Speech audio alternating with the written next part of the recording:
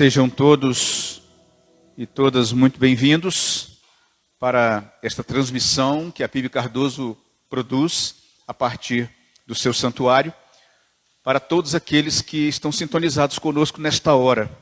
Já adoramos ao nosso Deus através dos cânticos, agora nós vamos compartilhar um pouco da palavra do Senhor, para que todos nós possamos ser confortados com a plenitude da vontade de Deus em nossas vidas, pois a razão de existirmos, a razão de estarmos aqui, é tão simplesmente porque o Senhor permite, e portanto estamos prontos nesta hora para podermos receber o lenitivo do Senhor, que é a sua palavra. Eu vou convidar você que está aí na sua casa e nos acompanha para tomar a sua Bíblia, pegar a sua Bíblia, capítulo 6 do livro de Isaías, versos de 1 a 8. E então nós vamos nos debruçar em cima deste texto. Estou meditando neste capítulo há alguns dias e estamos pensando em trazer uma série de 3 mensagens com relação ao tempo de crise,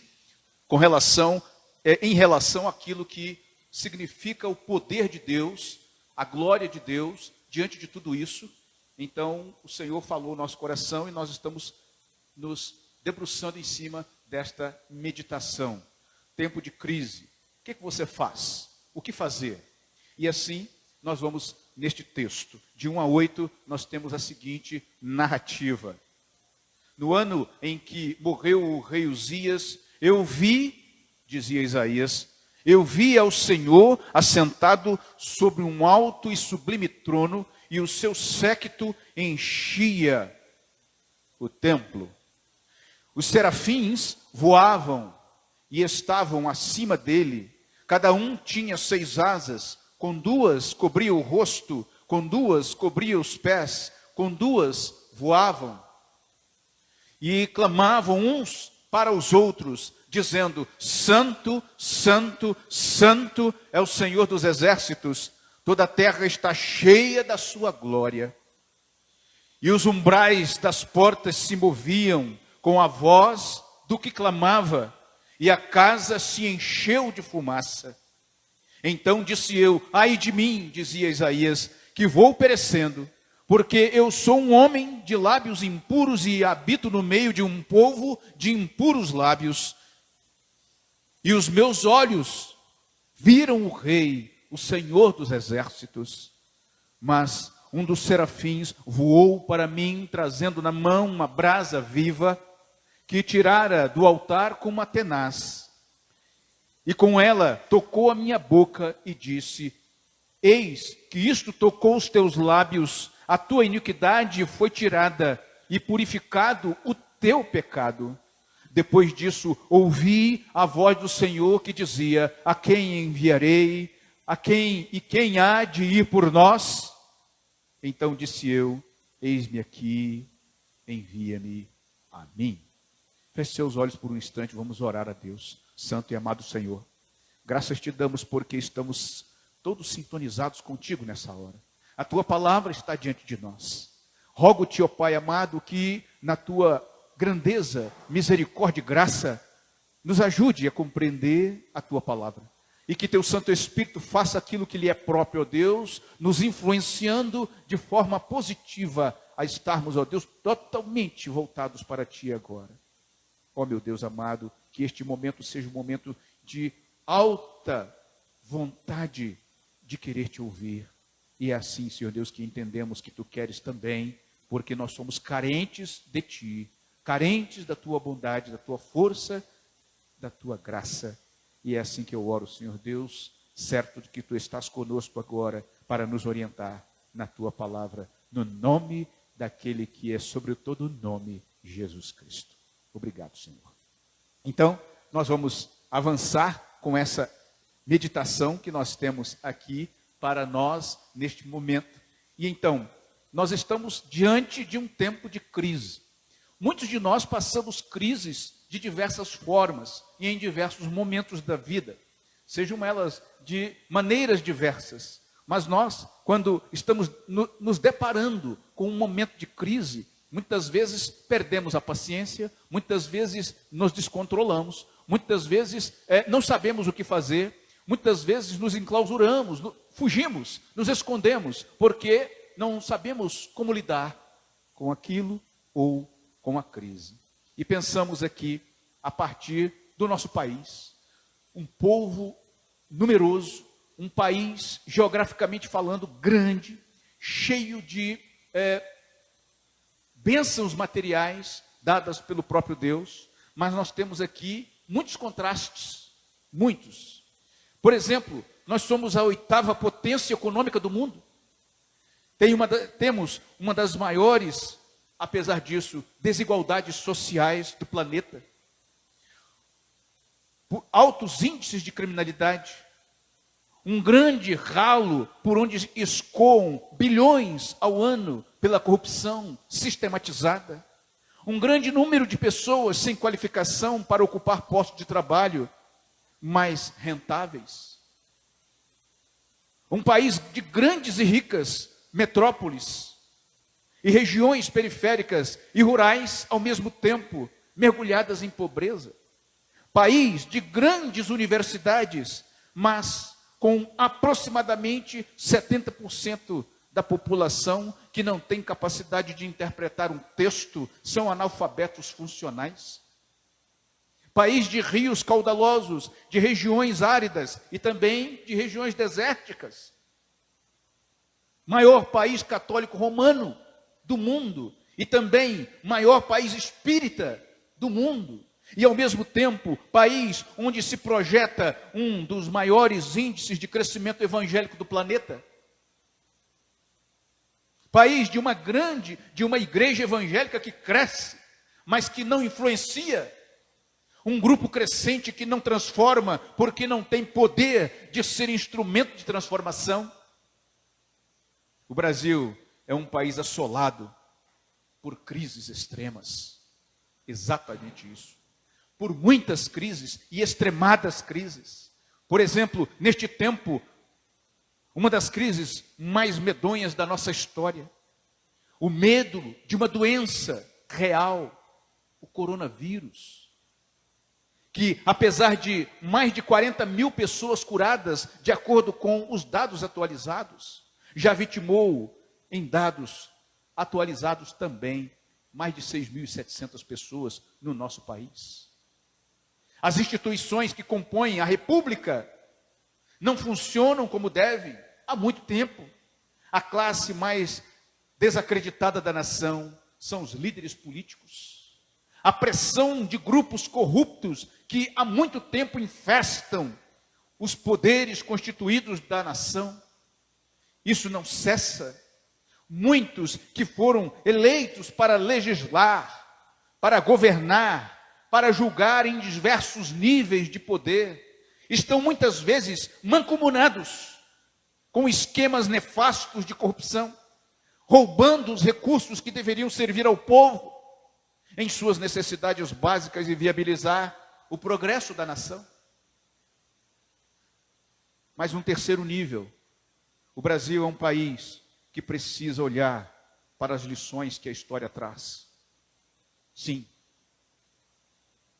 Quando vamos para o texto que lemos de Isaías, Judá estava sofrendo, havia perdido seu bom rei, um rei instituído pelo Senhor, que beneficiou o povo por mais de 40 anos, um rei dirigido por Deus, e quando ele morre,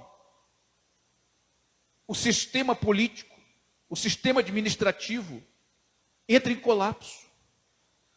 Vão para a beira de um abismo.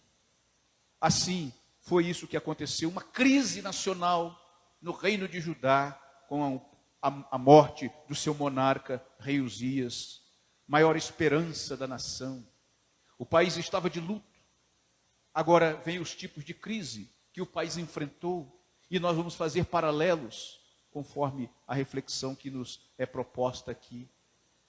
Por exemplo, a política interna de Judá, com a morte do rei Uzias, subiram para o poder pessoas mandatários, reis, que não levaram Deus a sério, como Acaz e Manassés, que se voltaram para os ídolos e conduziram o povo à idolatria e à pobreza. Enquanto os governantes eram fiéis, Deus abençoava a nação e esta prosperava, mas sempre que subiam ao trono um homem mau, sem a orientação de Deus, a nação sofria igualmente ou amargamente. Vemos o paralelo com a política do nosso país. Este país tem tido há muito uma dramática realidade política, financeira e social. Os governantes, em sua maioria, não conhecem a Deus, prostram-se diante de ídolos e entregam-se a uma vida moral reprovável. O povo está cansado de ver homens inescrupulosos e interesseiros que sobem ao poder apenas para auferir, para ter para si vantagens pessoais, engordam suas contas bancárias e solapam inescrupulosamente o erário público. Em Judá também, a política era decadente depois da morte do rei. Deus levantou Rezim, por exemplo, rei da Síria, rei da Pérsia também, contra Judá. Judá, então, pede socorro à Síria, abre os cofres públicos, escraviza-se ao poder estrangeiro. Depois a Assíria os ameaça e fazem alianças com o Egito para se livrarem do poderio, da opressão assíria. Pagam tributos pesados aos estrangeiros. Da mesma forma o nosso país, o Brasil, neste paralelo de crises. Todos nós sabemos que é preciso participar da economia do mundo, a economia mundial.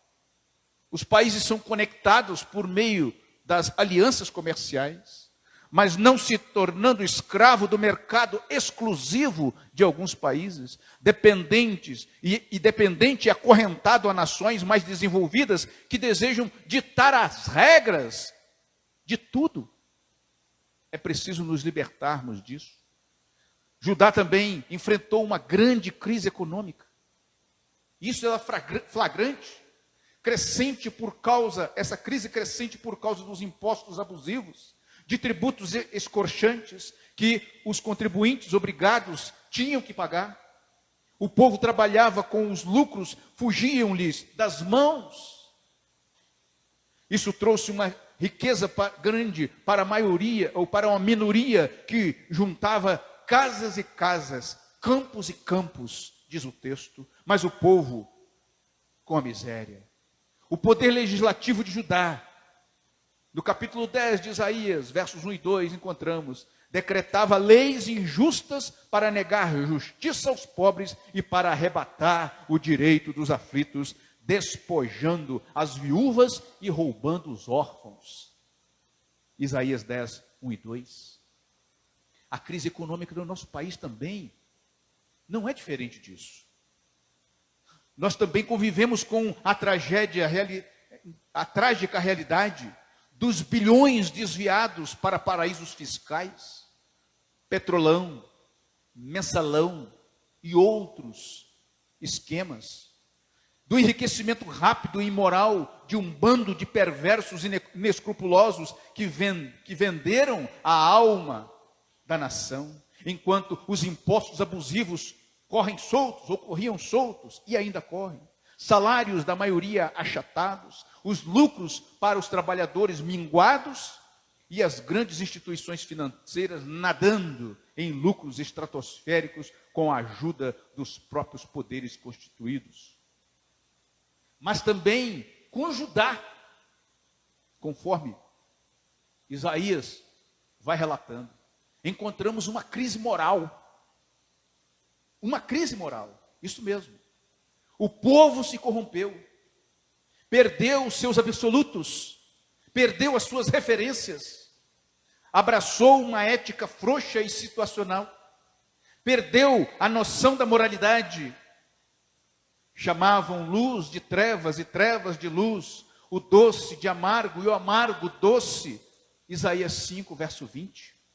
Judá caiu pelos seus pecados, Roma caiu pelos seus pecados, impérios caíram pelos seus pecados. Deus disse para Israel: volta, ó Israel, para o Senhor teu Deus, porque pelos teus pecados estás caído.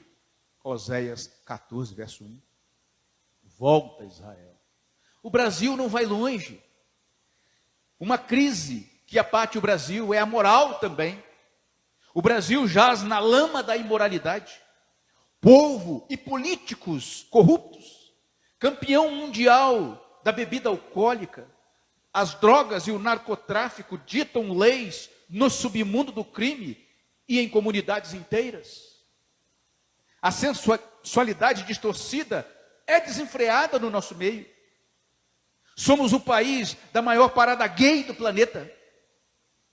O país de 2 milhões de abortos criminosos por ano. O país da festa da carne, o carnaval. Dos estádios megalomaníacos, construídos em lugar de hospitais e de escolas. Dos filmes e grupos que afrontam os símbolos cristãos e a família. O império da desonestidade e da mentira. O país das mães adolescentes. Do crime organizado. Dos sequestros criminosos. Dos assassinatos por nada. Uma crise moral. Uma crise moral. A crise espiritual não fica longe. Judá, com a perda do seu rei, instituído pelo Senhor, foi grande a perda. O povo de Judá estavam como filhos rebeldes. Era pior do que um animal irracional. O boi conhece o seu dono, mas Judá não conhece o seu Senhor. Judá estava doente, com feridas dos pés à cabeça. A despeito dessa condição, o povo ainda mantinha as aparências e fazia alguns sacrifícios ao Senhor. Mas Deus estava cansado desse culto hipócrita. Quantas vezes o Senhor não recebeu o culto deles? Viramos para o Brasil, fazendo esse paralelo de crises, uma após a outra, ou muitas concomitantes ao mesmo tempo. O Brasil é um país que ainda adora ídolos feitos por mãos humanas. O Brasil é um país que adora e obedece espíritos enganadores. O Brasil é um país que multiplica seus ídolos e santos de devoção por aí. O Brasil é um país que vê crescer uma igreja evangélica que prega outro evangelho, um evangelho sincrético, cheio de sincretismo religioso. Um evangelho místico, cheio de magias, cheio de crendices. Um evangelho quase semipagão, onde busca as crenças animistas, associando com as suas mensagens e suas práticas. Um outro evangelho, como dizia o apóstolo Paulo. O Brasil ainda é um país que vê esta igreja evangélica transformada num mercado, onde floresce uma igreja sem doutrina, sem moral, sem compromisso, sem ética, sem o evangelho transformador de Jesus. Isso é uma crise. Como estamos diante dela? Portanto, é importante que você reflita. É importante que você pense comigo nesta hora. Neste tempo de crise, ou de crises, o que você faz diante da glória de Deus? Esta mesma glória que nós somos confrontados no texto de Isaías, no capítulo 6, enquanto ele olha para a glória de Deus, para o trono da graça de Deus, para o trono da glória de Deus, e cai de rosto prostrado ao chão, com tremor e temor. Eu penso e pensamos que todos devem saber que Deus está no controle. Deus está no trono. O verso 1 diz: e no ano em que morreu o rei Uzias, eu vi, dizia Isaías, o Senhor assentado sobre um alto e sublime trono, e o seu séquito enchia todo o santuário. O Senhor nunca deixou de estar no controle de todas as coisas. Ele é o Deus vivo, o Deus santo, o Deus todo-poderoso, o que criou, o que governa e o que dirige todas as coisas. Nunca deixou de estar no controle. As crises que passamos não apanham Deus de surpresa. As crises que passamos não assustam o Senhor. Nós ficamos assustados, com medo, nos escondemos, corremos, choramos, ficamos abalados, mas o Senhor não, Ele está no seu trono. As nossas crises não abalam a Deus que está ali, assentado. Deus reina, os céus governam a terra, dirige a história. É o Senhor quem faz isso. Quem rege os destinos da humanidade não são os poderosos da terra, não são os presidentes, não são os governadores, não são os prefeitos falastrões que falam grosso e que falam palavrões na televisão. Esses não sabem nada, não têm poder nenhum. O Senhor está no trono. É Ele quem enfrenta as crises por nós. É Ele que nos sustenta no meio da caminhada. Ele que é o Todo-Poderoso. Os homens acham que têm poder, mas não são nada. São pó, conforme Gênesis 3,19. Esta é a grande mensagem deste texto de Isaías. Essa é também a grande mensagem do livro de Apocalipse. Deus está no trono e não importam as crises, não importa a fúria do dragão, o ódio do anticristo, a sedução do falso profeta, os encantos da grande meretriz, não importam. Deus reina, Ele está no comando de todas as coisas. Ele vai colocar todos os seus inimigos por escabelos de seus pés, ou debaixo da planta dos seus pés. É ali que os seus inimigos ficam, é ali que eles estarão. 1 Coríntios 5, 25 e outros textos mais que corroboram essa palavra. Não se desespere. Diante da crise, não se desespere, o Senhor está no controle. Nem um fio de cabelo da sua cabeça cai sem que o Senhor permita, conforme Lucas 21, 18.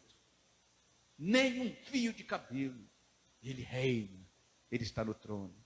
Por isso, diante da crise, é preciso que todos saibam que Deus é santo. Na visão de Isaías, diante do trono de Deus, no verso 3, ele exclama: e os querubins voavam servindo ao Senhor e diziam: Santo, Santo, Santo é o Senhor dos exércitos, toda a terra está cheia da sua glória. Toda a terra, os querubins cantavam. Quando a Bíblia diz santo, uma vez, ela faz uma definição de Deus. Deus é santo. Quando a Bíblia diz santo, santo, ela dá ênfase à santidade de Deus. Mas quando ela diz santo, santo, santo, ela mostra a grandeza do amor de Deus. A grandeza superlativa de Deus, incomensurável de Deus, enorme de Deus, gigantesca de Deus, em que Deus é majestoso, glorioso, em que ninguém jamais pode ver a Deus sem ser consumido pela sua glória. Ele habita em luz inacessível, inalcançável, incompreensível, em infinita glória e majestade. Uma das coisas que penso faltar na igreja hoje, para a humanidade hoje, é a necessidade da percepção clara da majestade de Deus. Quantas pessoas fazem pouco caso da palavra, pouco caso da divindade, pouco caso de Jesus Cristo, pouco caso da grandeza de Deus. Todas as criaturas precisam ter um senso apropriado da glória de Deus, e não tem. É impossível ter uma visão da glória de Deus sem se humilhar e se ver como pó que somos. A santidade de Deus é a essência da sua majestade e glória, ou seja, a sua alteridade, que quer dizer a sua transcendência, ou seja, ele se transpõe, ele vai além da nossa compreensão. E isso nos faz vê-lo com o assombro ao compreendermos um pouco de sua majestade santa, conforme o verso 5. Então ele disse a mim ai de mim que vou perecendo, dizia Isaías, porque eu sou um homem de lábios impuros e habito no meio de um povo de impuros lábios, e os meus olhos viram o Senhor dos exércitos. E aí entendemos que no tempo de crise, diante da crise, todos precisamos saber que os seres mais exaltados, ou seja, mais espetaculares, como os querubins, com 6 asas, serviam ao Senhor, adoravam a Deus e adoram a Deus de maneira humilde. Seres espetaculares, seres extraordinários, que nós não sabemos nem como são, por causa da magnificência deles, diante da nossa existência puramente terrena. Mas eles adoravam. Os serafins cobriam o rosto e os pés, num gesto de extrema reverência diante de Deus. Nem os serafins ousavam levantar o rosto para o Senhor, e voavam para cumprir as ordens do Senhor. Das 6 asas, eles usavam 4 para adorar e 2 para servir. Se os próprios serafins, seres poderosíssimos, se prostravam diante da augusta presença, maravilhosa graça, maravilhosa glória do Senhor. E nós? E nós? Como ficamos? Isaías caiu em terra, com o rosto prostrado ao chão. Isso nos mostra que nossa humildade é nada para atender à santidade do poderoso Deus, como falamos já neste dia pela manhã. Portanto, simplesmente nos calemos e esperemos o desejo do Senhor. Fica calmo, aquieta-te. Deus está no trono, Ele sabe o que faz. O Salmo 40, verso 1, encontramos: esperei com paciência no Senhor, e Ele se inclinou para mim, e ouviu o meu clamor. Ouviu o meu clamor. Este Deus glorioso e majestoso ouve o clamor do seu povo. É o que diz a palavra. Quanto mais fizermos para demonstrar a nossa reverência a Deus, ainda assim não atendemos à demanda do caráter que Deus exige. Ante a qualquer crise, adoremos ao Altíssimo com tudo o que temos e com tudo o que somos. E por fim, diante da crise, todos precisam saber que os seres mais exaltados, mais espetaculares, proclamam quem Deus é e o que Deus faz. O verso 3. A sua glória enche a terra. Santo, santo, santo. A santidade superlativa de Deus. O Deus vivo, santo e todo-poderoso. Portanto, saiba e proclame quem Deus é e o que Ele faz ao mundo. Deus é santo e toda a terra está cheia de sua glória. A palavra diz que os que confiam no Senhor serão como o monte de Sião, que não se abalam, mas permanece para sempre, porque confia no Senhor. O grande rei Davi, antes mesmo de ser rei, enfrentou o gigante filisteu Golias e o derrotou na força do Senhor. 1 Samuel 17.